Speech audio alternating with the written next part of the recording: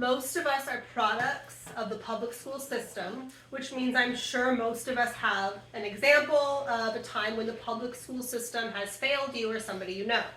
Additionally, I'm sure most of us have heard somebody complain about the Common Core system or standards, which brings me to my question, is Common Core the answer to America's failing schools? And no, I do not think that it is. While the premise and the intent of the Common Core standards might have been positive, the implementation left a lot to be imagined and did not end the way it was intended to. I'm going to talk about three things in this speech. The first is what the Common Core standards are and what they were meant to do. Two is how they were implemented and how it affected people negatively. And third, I'm going to talk about the funding problem and how it's tied to segregation and racism. So first, what is Common Core? Common Core is a set of ELA and math standards. Are you serious? Keep reading. Okay. Common Core is a set of ELA and math standards. It is meant to tell each of you what is supposed to be learned and taught, understood at each grade level. It was meant to shrink the performance gap between high achievers and low achievers and better prepare students for after high school.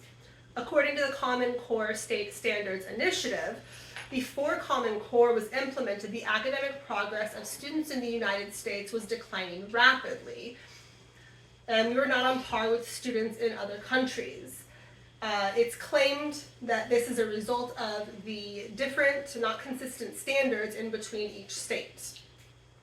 According to an EdWeek article written by Catherine Guertz, Common Core was rolled out in 2009, and by the year 2011, all but 4 states had implemented it.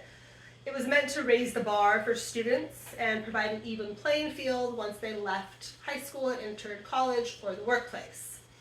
Despite it being well-intentioned, the way it played out didn't work, and it didn't help the students that needed the most help, which leads me to my second point, which is the problems with the implementation and the negative outcome.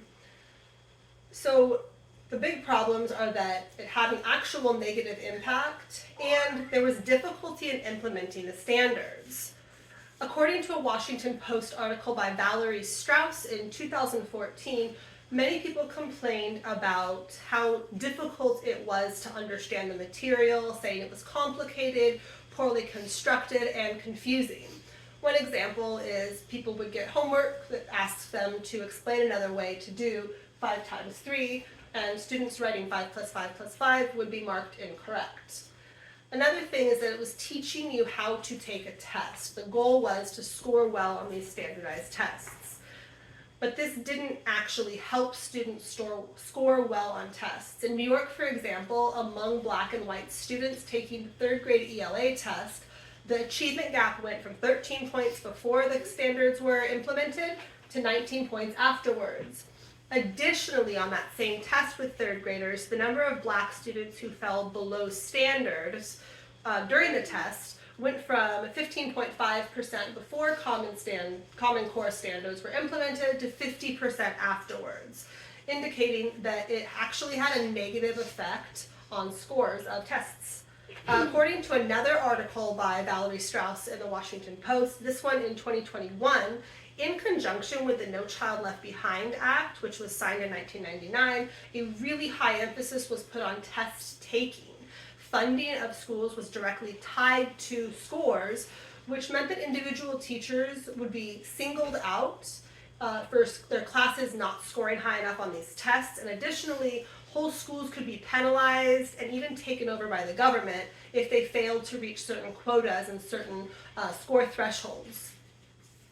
So this created an environment that was less focused on academic understanding and knowledge and more focused on educational conformity, which leads me to my third point, which is about funding, poverty, and it's tied to racism, all three of those. So funding is mostly tied to local government. Very little federal funding is spent on public education, And in a society where we're still reeling from the effects of redlining and segregation from the 30s to 60s last century, this disproportionately affects people of color. So according to the Economic Policy Institute in 2022, districts that were in high poverty levels got less funding. Districts in low poverty levels got more funding. And what this has done is created a system where you have people who are in low income neighborhoods, higher poverty levels, they pay less taxes, which means the schools get less funding, which creates a subpar education for these students, which means that they have less job prospects when they leave high school, which then puts them right back where they started, which is in this low income area. So it's just a cycle. According to a Forbes article from 2022, funding alone will not fix this issue. Of course, we need to deal with the racial and poverty segregation, but also we need to pay our teachers better, and we need to have teachers who are trained better in this material.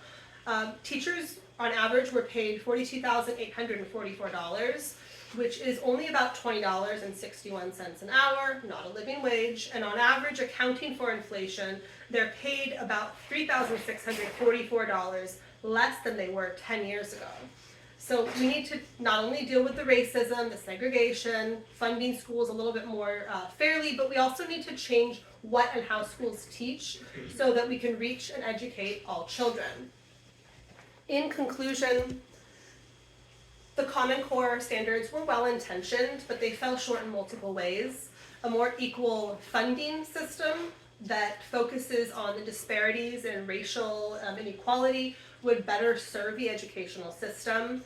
So is Common Core the answer to America's failing school system? No, it is not. You can't fix that diverse of a problem with a one-size-fits-all solution. Thank you. Here is my audience. Okay, thank you. Let's clap. Okay, yes, you are.